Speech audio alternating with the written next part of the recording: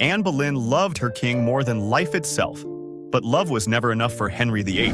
When she couldn't give him a son, he turned her devotion into death, hiding his guilt behind lies of treason, witchcraft, and even adultery with her own brother.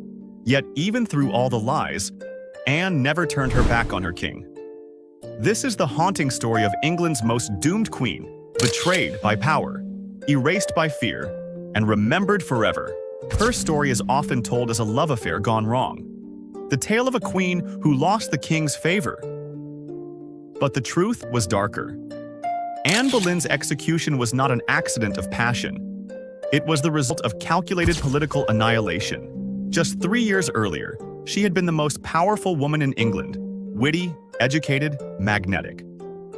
Henry's obsession with her had shattered his marriage to Catherine of Aragon and split the English Church from Rome. He had defied the Pope, rewritten divine law, and torn his country apart, all to have her. And yet, within a few short years, he turned on her with the same ferocity that once fueled his devotion. By the spring of 1536, Anne had failed to deliver the one thing Henry demanded above all else, a living son. The loss of 2 pregnancies and the birth of a daughter, Elizabeth, had shaken Henry's pride to the core. He began to see Anne not as a partner, but as a problem.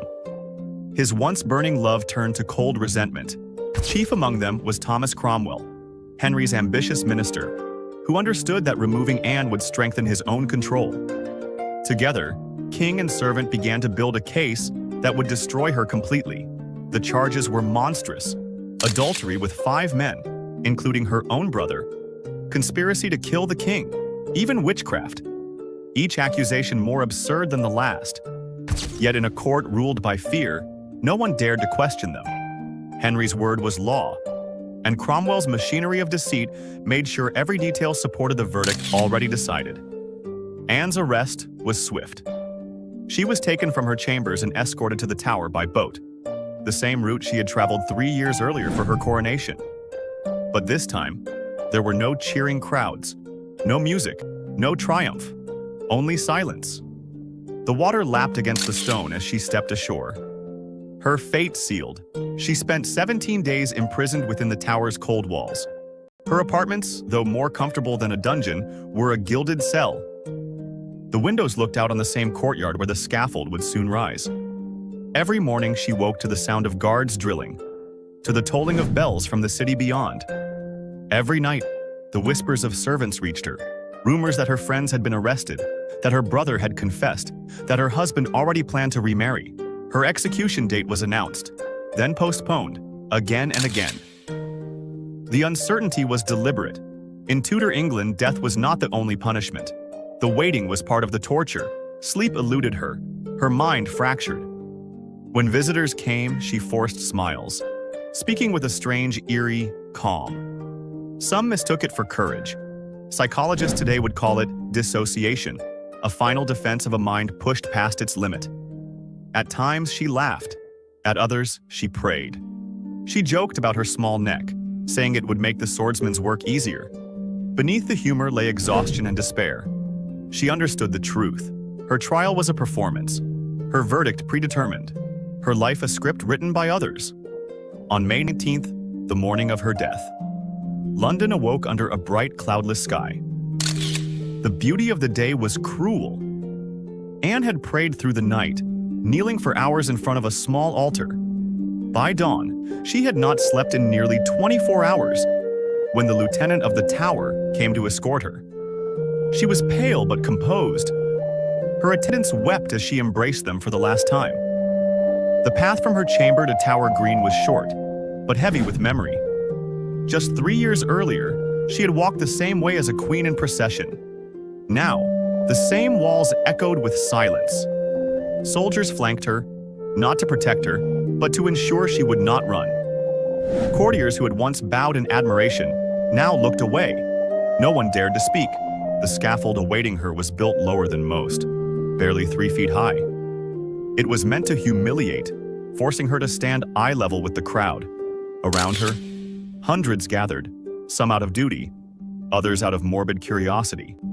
The air hummed with the whispers of nobles, the laughter of commoners, the creak of armor. This was not justice, it was theater. Henry had paid handsomely for a French swordsman, a man trained to kill with a single clean stroke. The choice was framed as mercy, but it was spectacle. The imported executioner symbolized control, precision, and dominance. The king's assurance that even death could be choreographed. Anne stood before the crowd, dressed in a dark gray gown with a crimson cloak, the color of martyrdom. Her hands trembled as she spoke. "Good Christian people," she said, "I am come hither to die according to the law, and thus yield myself to the judgment." Her voice did not break. She praised the king, calling him gentle and gracious, though she knew the lie of it. To defy him in her final words would mean ruin for her daughter. And so she spoke not for herself, but for Elizabeth. Each sentence was measured, political, and tragically human. When she finished, she knelt. Her attendants removed her headdress, tucking her long hair beneath a linen cap. The blindfold was tied. She knelt upright, not lying her head upon a block as was English custom, but following the French tradition, her neck extended, her hands folded in prayer. The silence was unbearable. The swordsman moved behind her, barefoot to soften his steps. Anne whispered, "To Jesus Christ I commend my soul." Then, as he called out for his assistant to fetch the sword, a simple ruse to distract her, he swung. The sound was like a sigh through the air, then nothing. But witnesses swore her lips still moved after the blade struck, perhaps finishing her prayer. Her eyes blinked, her face still alive for a few seconds longer. The realization sent ripples through the crowd. Some gasped, others fainted, and then came silence. Her attendants rushed forward, sobbing, gathering her remains. No coffin had been prepared. They found an old arrow chest and placed her head and body inside.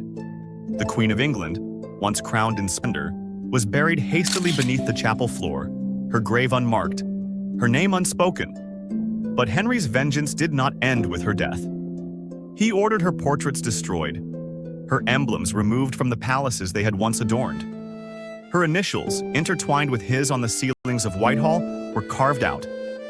Her name became dangerous to utter. Courtiers learned quickly to pretend she had never existed. Within 24 hours, Henry was engaged to Jane Seymour. Within 2 weeks, he was married. The speed of it shocked even his closest advisors. While Anne's blood was still damp on the scaffold, her replacement was being fitted for a crown.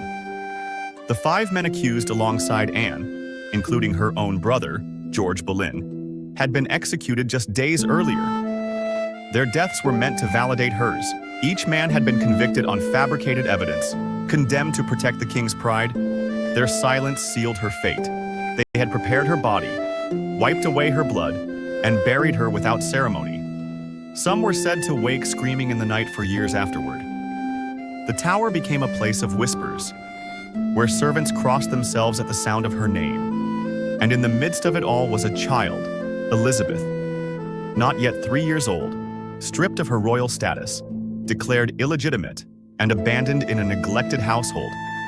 Records show she was denied proper clothing, her servants dismissed, her care reduced to the barest minimum.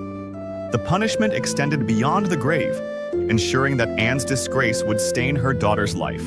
But even as Henry tried to erase her, he could not erase what she represented. Anne's downfall was more than personal. It was a demonstration of power. It showed England that the king could rewrite truth itself. Cromwell's propaganda machine went to work immediately, circulating accounts that painted Anne as corrupt, seductive, and treacherous. Official records called her execution merciful. Poems praised the king's wisdom in sparing her suffering. The truth, that she had been murdered to make way for another, was buried as carefully as her body. The spectacle served its purpose. Fear spread like wildfire. No one dared question the king again. Ministers and nobles learned the price of defiance. Henry's court became a theater of survival. Every smile hiding suspicion. Every word measured. She had been isolated, interrogated, and manipulated until she doubted her own sanity. Modern historians call it one of the earliest examples of state-sanctioned gaslighting. The Tudors didn't just control people through force, They controlled them through narrative. The bells of London rang as Anne's head fell, echoing across the city like a signal. The Queen was dead, and order restored. But beneath the surface, something else began to take root. The idea that power, once unchecked, could twist truth beyond recognition. Even the memory of her death became uncertain. Centuries later, historians still argue where exactly the scaffold stood, whether her remains were ever properly identified, or whether her final words were as composed as chroniclers claimed. The ambiguity feels fitting. Anne's story was built on distortion, her image shaped and reshaped by those who feared her influence. And yet, power never silences truth forever, against every attempt to erase her. Anne's legacy endured through the one thing Henry could not control: her daughter. Elizabeth, the child he disowned, rose to become England's greatest monarch, the ruler who would usher in an era of peace, power, and cultural rebirth. The very bloodline Henry sought to deny became the foundation of his nation's golden age. There is irony in that. The queen Henry destroyed became immortal through the daughter he tried to erase. Anne's life ended in silence, but her legacy spoke louder than any sword. Her death exposed the cruelty of absolute authority and the fragility of truth under power. 5 centuries later, her story still unsettles us. The morning Anne Boleyn died, the crowd believed they were watching justice. Henry believed he had ended her story forever. Instead, he created a legend that would outlive him by centuries. Because Anne Boleyn was not erased, she was transformed, from queen to ghost, from victim to symbol. A reminder that power may control history, but it cannot control memory. The truth, buried beneath fear and propaganda, has a way of resurfacing, even centuries later, even after the sword has fallen. And as we look back on that bright May morning, one truth remains undeniable. When power becomes absolute, truth becomes its first casualty. Yet in that silence, in those 30 final seconds of awareness after the blade struck, Anne Boleyn's story refused to die. Her body was destroyed, her name was defaced, but her legacy, her spirit, lived on through the queen who would one day rule in her image, proving that even the most ruthless king cannot erase history forever.